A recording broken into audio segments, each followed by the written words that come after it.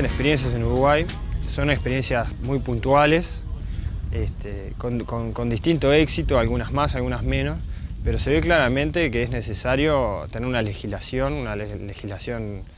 importante, una legislación contundente, pero que esto no es solución. Esto tiene que ir acompañado de un trabajo fuerte de productores y sobre todo de las organizaciones de productores. Si no hay un trabajo fuerte en la organización que lleve un compromiso real de los productores, esto tampoco va a funcionar. Entonces se debe hacer un trabajo serio en avanzar en el plano legislativo, normativo, pero también en el plano organizativo de las organizaciones de productores.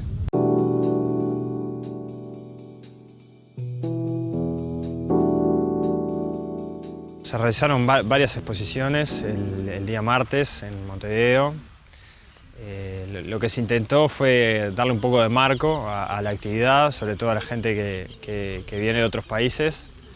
intentando explicar algunas particularidades que tiene Uruguay, los productores uruguayos, las organizaciones uruguayas, y también algo de marco sobre las instituciones del Estado y la legislación existente y las limitantes de la legislación existente. Las particularidades de la agricultura familiar versus el agronegocio. Y planteó varias interrogantes como para abrir un debate y la duda si en la sociedad existe un debate verdadero sobre este tema, esta problemática. Presentando un poco qué es una cooperativa social, qué es el monotributo social, y algunas oportunidades que nos brinda ese instrumento.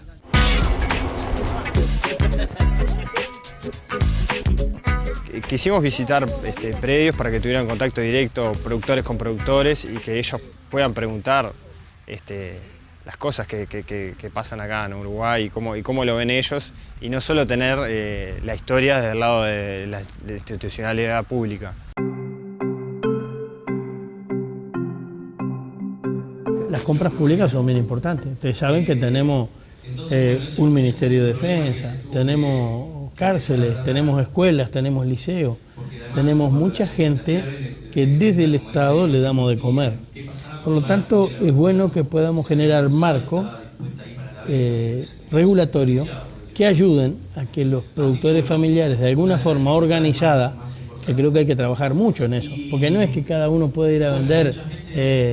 3 atados de acelga, no, es al revés, tenemos que tener mecanismos de articular esto y que sea un proceso lógico, racional y eficiente. Pero creo que se puede hacer, hay que trabajar,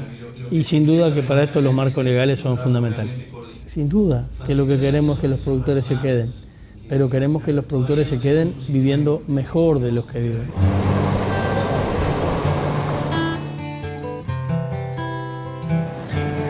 El gobierno desde hace 2003, sobre todo cuando empezó el programa de adquisición de alimentos, tenía como principal objetivo, digamos, el fortalecimiento de la agricultura familiar en primer lugar, y también aparte de eso trabajar con el tema de quitar con la hambre en el país. El programa vino con estos objetivos, digamos, vino con el objetivo primero de trabajar con el fortalecimiento de la agricultura familiar, sobre todo con la cuestión de garantir renta para el agricultor, garantir precios más justos en el momento que más necesita,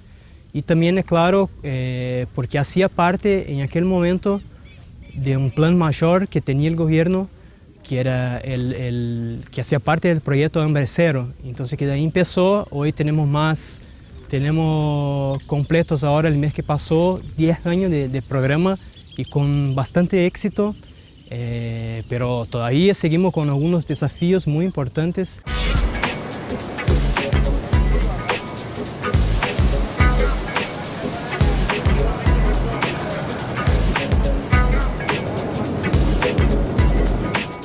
Nosotros, dentro del convenio que tienen los países o los estados que integran el Mercosur, también tienen que asistir dentro del espacio con las organizaciones sociales. Si vamos a construir políticas, es conveniente que se encuentren los estados con las organizaciones sociales, así eso nos permite generar políticas adecuadas, ¿no?, que profundicen, digamos, más las diferencias. Es muy importante que el Estado participe con políticas proteccionistas hacia el sector de la agricultura familiar, porque eso permite que los agricultores desarrollen sus actividades y también puedan mejorar las tecnologías, puedan mejorar su economía.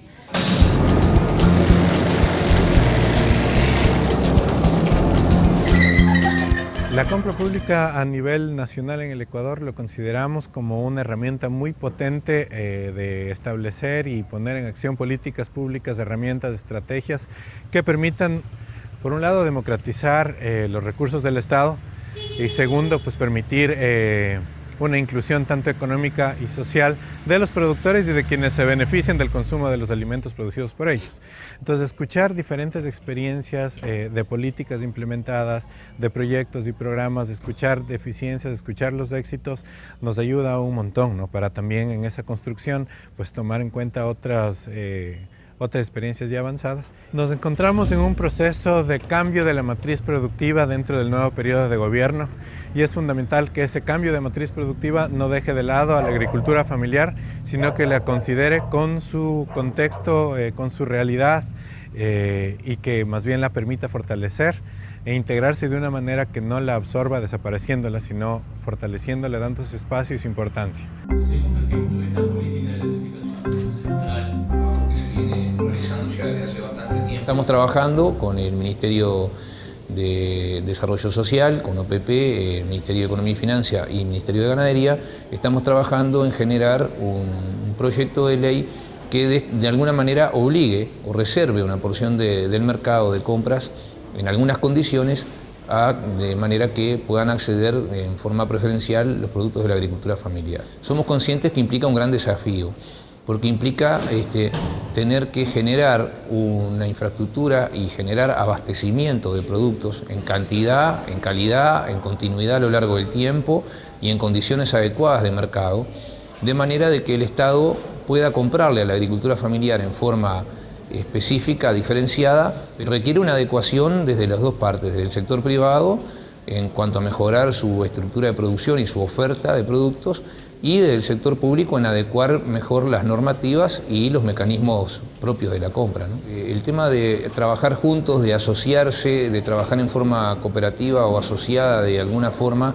es beneficioso para los productores familiares desde muchos puntos de vista, por el acceso a la asistencia técnica, por el acceso a los insumos para generar escala de producción y escala de comercialización,